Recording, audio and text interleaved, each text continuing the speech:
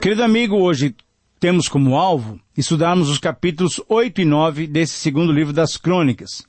Nesses capítulos, nós vamos encontrar um resumo sobre a vida e o reinado de Salomão. Lembrando que estamos revendo todos esses eventos já estudados nos livros dos reis.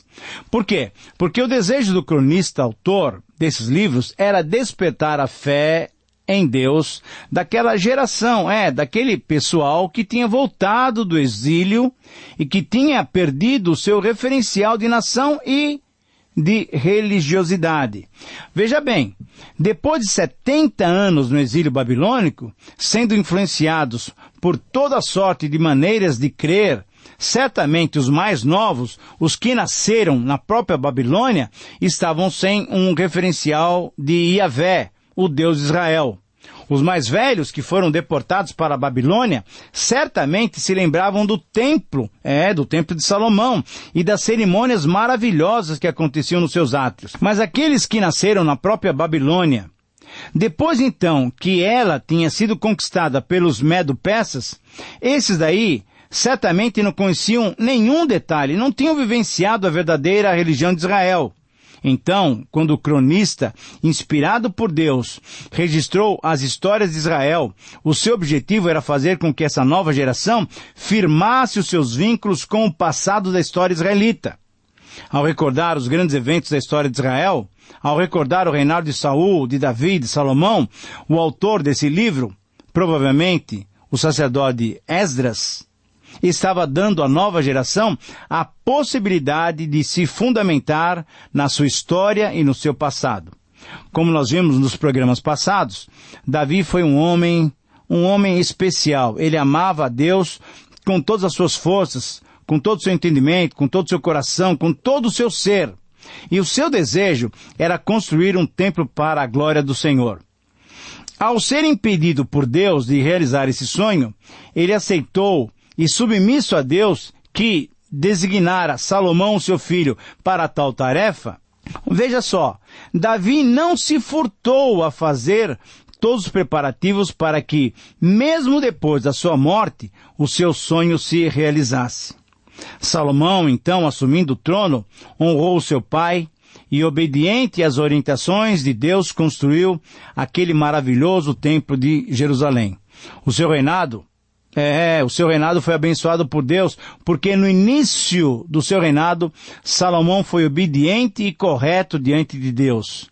Mas, como nós sabemos, nós já estudamos isso no livro dos reis, como nos conta o segundo livro dos reis, no final da sua vida, infelizmente, Salomão se deixou envolver pela idolatria das suas muitas mulheres e, como disciplina, o reino de Israel foi dividido. Então, antes de considerarmos cada um dos reis de Judá, como o autor do livro faz a partir do capítulo 10, hoje, nesses capítulos 8 e 9, nós vamos estudar aquilo que eles nos trazem de volta a relembrar. Eles nos ajudam a perceber, a entender algumas ações de Salomão ainda numa época boa do seu reinado. Podemos então ter como título para esses capítulos a seguinte frase: um bom começo pode terminar mal. Sim, essa frase pode sintetizar a vida de Salomão. E o capítulo 8, especificamente, nós podemos intitulá-lo com a seguinte frase: as consequências da obediência. Essa era uma época em que Salomão estava andando corretamente diante do Senhor. Creio que todos nós sabemos que temos consequências pelos nossos atos. Se obedecemos, somos abençoados. Por quê? Porque Deus é galardoador. Entretanto, se desobedecemos, Deus nos corrige, Deus nos disciplina, pois Ele ama o pecador, mas odeia o pecado. O princípio, então, que podemos aplicar em nossas vidas com base nesse capítulo 8, esse princípio que nos desafia, ele pode ser sintetizado através da seguinte expressão: somente quando obedecemos a Deus, podemos realizar grandes feitos. Eu repito então, para que você possa anotar com tranquilidade aí, no seu caderno de observações ou na sua folha de papel, essa frase que é a síntese do capítulo 8. Somente quando obedecemos a Deus, podemos realizar grandes feitos. E exatamente então no capítulo 8, nós vamos encontrar 5 características de Salomão, que no início do seu reinado foi obediente ao Senhor. Em primeiro lugar, nos versículos 1 a 6, percebemos que Salomão se caracterizou como um bom governante, completando as demais edificações da cidade sagrada.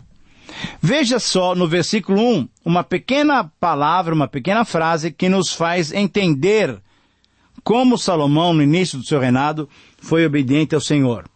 E sucedeu que, ao fim de 20 anos, nos quais Salomão estava edificando o templo, a casa do Senhor, e a sua própria casa, isso é, o palácio real, Salomão fez mais o quê? Edificou várias cidades.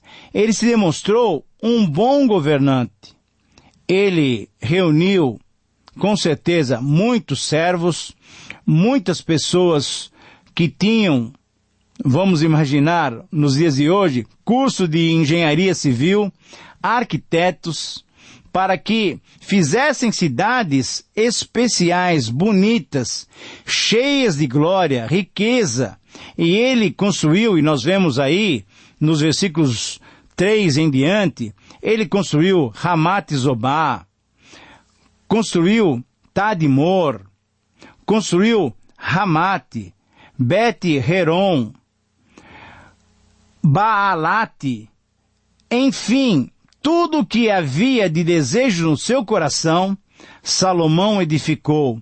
E ele quis edificar também em Jerusalém e no Líbano toda sorte de casas, de palácios, de edifícios excelentes, da melhor qualidade, demonstrando então já a sua riqueza, mas demonstrando que ele era um governante que pensava no país.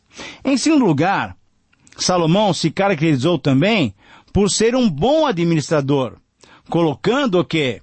Uma grande leva de estrangeiros que estavam em Jerusalém, que eram conquistados das guerras, em funções produtivas.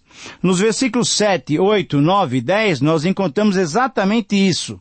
Salomão demonstrando o seu tino de bom administrador, colocando os estrangeiros em funções produtivas. Na verdade, nós temos ali heteus, amorreus, perizeus, heveus, jebuseus. Todos esses não eram israelitas. Veja bem, dos seus filhos que ficaram depois deles na terra, aos quais os filhos de Israel não destruíram, Salomão fez o seguinte: fez com que eles pagassem tributo. O povo que perde uma guerra deve pagar tributos, deve pagar impostos para aqueles vencedores. Agora, é interessante perceber esse centro de administração. No versículo 9, nós lemos que dos filhos de Israel, Salomão não fez dos israelitas nenhum servo, nenhum escravo. Os israelitas se tornaram, sim, homens de guerra. Mas dos heteus, amorreus, perizeus, heveus, jebuseus, enfim, de todos os estrangeiros, ele fez trabalhar e fez que se envolvesse em funções produtivas. Dessa maneira, Salomão estava demonstrando a sabedoria de um bom administrador, colocando essas pessoas para trabalharem para os projetos que ele tinha como rei de Israel. Em terceiro lugar, nós encontramos Salomão se caracterizando também como um marido sensato. Sabendo fazer o quê? Sabendo separar o paganismo da sua esposa da adoração correta ao Senhor. Você sabe que um dos grandes problemas de Salomão foi que ele se casou com várias mulheres gentias. Não era da vontade de Deus. Mas ele, na sua sabedoria, e sabedoria apenas humana, entendeu que, através de vários casamentos, ele podia se aliançar com vários povos. em volta de Israel para que houvesse tempo de paz. Em certo sentido, foi uma política inteligente, só que era uma política inteligente aos olhos humanos. Não era a vontade de Deus. E nesse caso, da filha de Faraó, que começou a viver com ele na cidade de Davi, agora, uma vez que o templo estava já construído, a arca do Senhor estava dentro do Santo dos Santos. O que Salomão fez? Salomão tomou uma providência muito séria e muito correta. No versículo 11, nós lemos, em outras palavras, que Salomão disse o seguinte: minha mulher não vai morar na casa de Davi, rei de Israel. Por quê? Porque santos são os lugares nos quais entrou a arca do Senhor. Salomão, mesmo amando aquela egípcia, entendeu claramente que deveria haver essa separação entre uma adoradora de deuses estranhos e a adoração correta feita ao Deus Yahvé. Em quarto lugar, Salomão se caracterizou também como um atento líder religioso, observando cuidadosamente as festas e as atividades religiosas, conforme nós lemos nos versículos 12 até 16. Salomão fez o que um rei grato deveria fazer ao Senhor. Ele ofereceu holocaustos ao Senhor, ofereceu sacrifícios ao Senhor, e ele foi cumprindo cada um dos detalhes daquelas ordens que Davi tinha passado para ele. No versículo 14, é interessante perceber que, conforme a ordem de Davi, o pai de Salomão, Salomão designou cada uma das turmas dos sacerdotes para os seus ministérios. Agora, me impressiona muito, querido amigo, perceber como Davi foi detalhista em preparar cada um dos aspectos do culto, cada um dos grupos de quem deveria ministrar esse culto de adoração e louvor ao Senhor. Davi foi um homem segundo o coração de Deus, porque Davi realmente amava a Deus sobre todas as coisas. Salomão teve que obedecer essas orientações de Davi até com relação aos porteiros. Tudo estava escrito, tudo estava ordenado por Davi. Não se desviaram nenhum deles desse mandato do rei. E assim, desde o dia da fundação da casa do Senhor até se acabar, se concluiu e se efetivou, se realizou essas adorações, esses cultos, conforme a ordem de Davi, o rei de Israel. Em quinto lugar, então, nós percebemos Salomão se caracterizando como um sagaz comerciante, um rei esperto, um rei vivo, um sagaz comerciante enviando a sua esquadra marítima para trazer riquezas para Israel. Nos versículos 17 e 18, que são os finais desse capítulo 8, nós encontramos exatamente Salomão tratando agora com a esquadra marítima. Veja só a riqueza e o poderio de Salomão, que tinha uma esquadra de navios. Para fazer o quê? Para viajar para vários outros lugares, e principalmente para o norte da África, numa região chamada Ofir, que nós não podemos definir exatamente agora onde é, a arqueologia não conseguiu ainda definir, mas era no norte da África.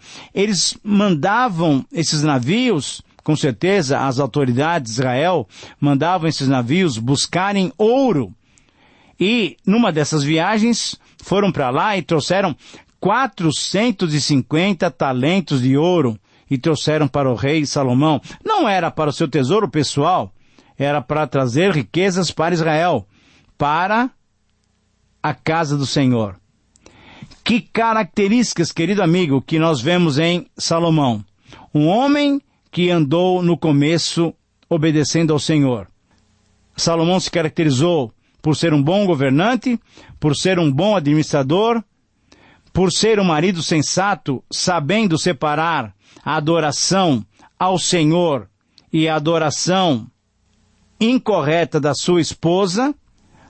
Salomão se caracterizou por ser um atento líder religioso, fazendo o culto funcionar adequadamente, e Salomão funcionou também sendo um hábil comerciante, um sagaz comerciante, enriquecendo cada vez mais o reino de Israel, trazendo riquezas que com certeza reconhecia que eram dadas pelo Senhor para que Israel fosse cada vez mais um reino vitorioso. Muito bem, esse foi o começo e a etapa em que Salomão estabeleceu o seu reino e liderou o povo de Israel. Enquanto obedeceu a Deus, o próprio Senhor o abençoou, dando-lhe um renome grandioso. Deus deu a Salomão sabedoria além do normal. A fama de Salomão correu por vários povos, pelos povos vizinhos. E por isso eu quero sugerir, como título para o capítulo 9, a seguinte expressão: a reputação internacional da sabedoria e da riqueza de Salomão. A reputação internacional da sabedoria e riqueza do rei Salomão. O princípio que nós encontramos a partir dessa constatação, um princípio desafiador para as nossas vidas, é o seguinte, é a síntese do capítulo 9. Todos temos que ficar advertidos que, enquanto a bênção vem pela obediência, a desobediência gera danos espirituais. Então, no capítulo 9, nós vamos encontrar 5 consequências da obediência de Salomão. Veja bem, nós estamos ainda nessa fase boa do reinado de Salomão, uma fase em que ele obedece a Deus. Eu repito novamente aquela frase: todos temos que ficar advertidos que, enquanto a bênção vem pela obediência, a desobediência gera danos espirituais. Essa é uma verdade para aquela época da lei, mas é uma verdade que podemos aplicar também para os nossos dias. Quanto mais obedecemos a Deus, podemos contar com as bênçãos do Senhor. Mas quanto mais nos afastamos do Senhor, podemos experimentar danos espirituais. Vamos ver então 5 consequências dessa obediência de Salomão ao Senhor. A primeira consequência de obedecermos os mandamentos divinos é que Deus nos proporciona renome que ultrapassa as nossas próprias fronteiras. Versículos 1 até 9 nos mostra essa obediência e essa consequência. Na verdade, no versículo 2 fala assim, que Salomão respondeu todas as questões de quem? Da rainha de Sabá. Por quê? Porque essa fama chegou até Sabá, a rainha veio ver se era verdade que havia ali em Israel um homem que sabia todas as coisas. E é interessante, o versículo 2 nos fala que não houve nada do que ela tenha perguntado que Salomão não pudesse ter respondido. Querido amigo, quando Deus percebe que somos pessoas comprometidas com Ele, Ele nos abençoa grandiosamente e nos proporciona até renome que ultrapassam as nossas próprias fronteiras. Não é gostoso saber quando alguém olha para nós e fala: olha, ali está um servo do Senhor, que vale a pena nós conversarmos com ele porque ele tem respostas para os nossos problemas. Nós temos que entender que o Senhor pode fazer isso por nós também, quando nós nos humilhamos e nos dedicamos a Ele. O capítulo 9 continua e nos versículos 10 a 12 nós vemos uma segunda consequência de obedecermos os mandamentos divinos. É que Deus nos concede um coração generoso. É interessante que a rainha de Sabá trouxe muitos presentes para Salomão. Mas aquele que anda com o Senhor, ele tem mais alegria em dar do que receber. Isso é um princípio que o Senhor Jesus disse lá em Atos, através das palavras de Paulo. E o rei Salomão deu à rainha de Sabá tudo quanto ela desejou e tudo quanto ela lhe pediu. Na verdade, Salomão deu mais presentes para ela do que ela tinha trazido para o rei Salomão. Deus é que nos dá esse coração generoso. Em terceiro lugar, uma outra consequência de obedecermos os mandamentos divinos é que o Senhor nos concede prosperidade sem igual. E nos versículos 13 a 21, nós encontramos um retrato de toda a glória, de todo o poder, prosperidade que o reinado de Salomão proporcionou a Israel. Também, todas as taças do rei Salomão, diz o versículo 20, eram de ouro. Os vasos da casa de bosque, da casa de veraneio, lá no Líbano, eram de ouro puro. A prata, veja só, querido amigo, a prata era reputada por nada. por nada nos dias de Salomão. Tamanha era a riqueza, porque a obediência a Deus nos faz receber da sua prosperidade. Em quarto lugar, a quarta consequência de obedecermos os mandamentos divinos é que Deus proporciona experimentarmos o cumprimento da sua aliança. Diz assim o versículo 22, assim excedeu o rei Salomão a todos os reis da terra, em riqueza e em sabedoria. Você se lembra a oração que Salomão fez? Quando Salomão era novo ainda, pediu ao Senhor o quê? Sabedoria para cuidar de Israel. E Deus, vendo aquele coração bonito, simples, singelo, Ele falou, eu lhe darei sabedoria, mais do que qualquer outra pessoa no mundo. Mas além disso, eu te darei riqueza e um renome. Como nosso Deus é um Deus galardoador. E finalmente, nos versículos 29 a 31, a quinta consequência quando obedecemos os mandamentos divinos é que Deus nos concede o descanso eterno. Logicamente, aqui temos um relato de Salomão terminando seus dias. Reinou Salomão em Jerusalém 40 anos e depois dormiu com seus pais, isso é, foi sepultado com seus pais. Logicamente, se você tem nos acompanhado, você deve perceber que a vida, o período final de Salomão, não foi essa bênção toda que nós temos aqui só em Crônicas. Salomão se desviou, procurou idolatria por causa das suas mulheres, mas certamente o cronista Esdras queria destacar o quê? A história de Israel e não a história de cada um dos reis. Portanto, temos aqui a vida de um homem que obedeceu a Deus, e enquanto obedeceu a Deus, Deus o abençoou. Que nós possamos, olhando para Salomão, termos um exemplo e pedimos que Deus nos dê graça para obedecê-lo sempre e sempre. Que nunca possamos nos envolver numa adoração que não agrada o seu coração. Que Deus te abençoe, querido amigo. Muito obrigado pela sua audiência e até o próximo programa.